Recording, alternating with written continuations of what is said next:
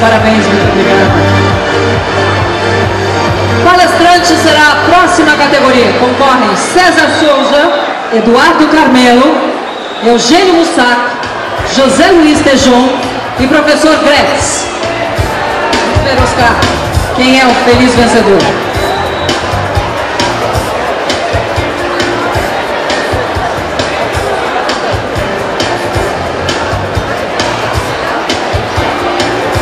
Temos dois vencedores nessa categoria.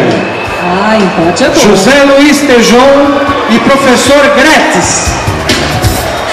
Muito bem, podem vir para cá, professor Gretz e José Luiz Tejon. Podem vir ao palco receber seus troféus.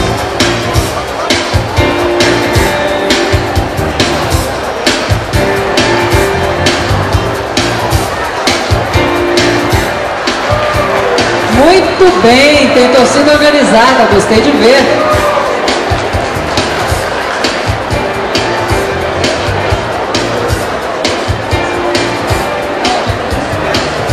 Professor Gretz, pode vir ao palco. Muito bem, sejam muito bem-vindos. Parabéns, José Luiz Tejon e ao professor Gretz.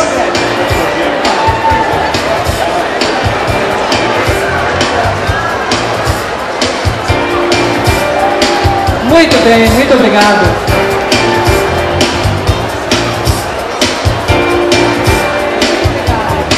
Parabéns, temos aí um empate merecido na categoria palestrante, senhor José Luiz Tejon e o professor Gretz. Parabéns aos senhores.